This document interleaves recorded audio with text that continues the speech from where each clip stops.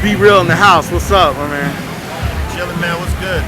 So I just wanted to ask you real quick, like, what's going on for today, you know, that we're doing in Persian Square? We're right here downtown Los Angeles at the High Hopes Festival. You know, Cannabis Industry Job Fair. First of its kind. I mean, you know, we're right here downtown blazing up. Right. And, you know, some of the most popular brands in the industry are looking for people to work, you know, so it's creating jobs. It's a pretty cool situation, you know what I mean, to be a part of it. You feel like the cannabis has come a long way since then? I think the industry has come a long way, definitely, but I think there's still a lot to be, you know, researched and whatnot. But it's still growing and it's getting better, and you know, the future is looking good. So every state has to dial their particular regulations in, but you know, once it becomes federally legal, man, it's going to be on and popping. So a lot of us have been activists for a long time because we knew the potential of what cannabis could do, aside from, you know, get you high and all that stuff, you know. Right. Yeah, a lot of us, you know, love to smoke recreational. Some of us smoke medicinal, but there's other aspects of cannabis that need to be recognized, like the economics and the potential in creating jobs through all the expanding businesses that make up the cannabis industry. You know what I mean? So things like this are important. You're doing it from LA too, you know, for those that don't know. Born and raised right here in Los Angeles. So you're also helping people in LA get jobs too as well, which is a good thing.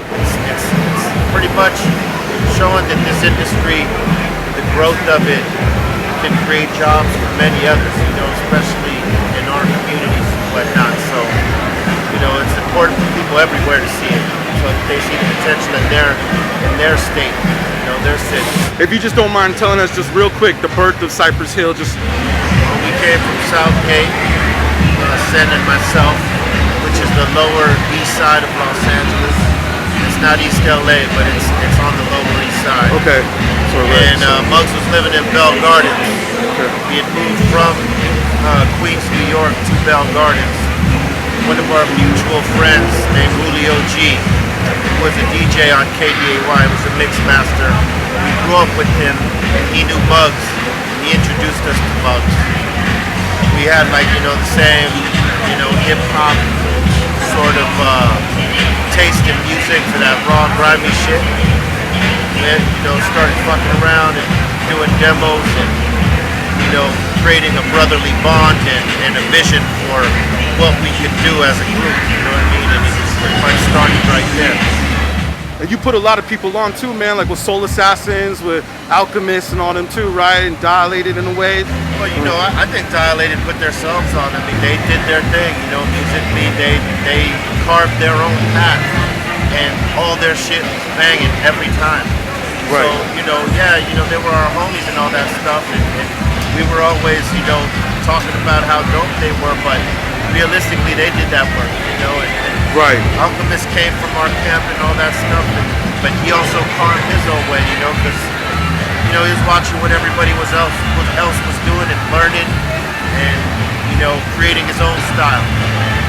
And when he got on, you know, he started to let people see that, and you know, he became a legend himself, you know what I mean? And we were able to, you know, see the potential in him as a young man, or as a kid, actually, becoming a young man. They were like 19 or 20 at the time, right? Well, he was like 16.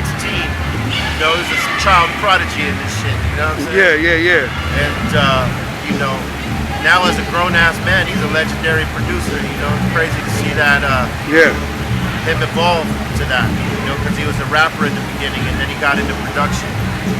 You know, being around all the, you know, right producers like Muggs and others, you know. He learned how to do his thing.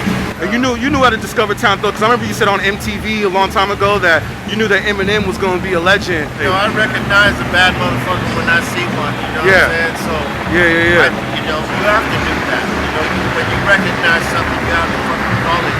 Just like they did for us when people saw the potential in us and said, hey man, these motherfuckers are the next shit right here. We have to be the same way with, you know, with everybody else. So, you know, when I heard Eminem, I was like, this guy right here, this baddest dude doing it right now.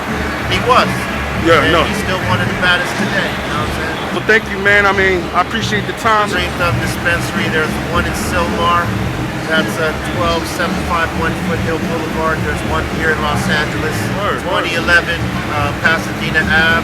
So you got two now. Okay. And then there's one in San Francisco, one in Humboldt County, and Sacramento up in the state capital. So we're expanding, you know.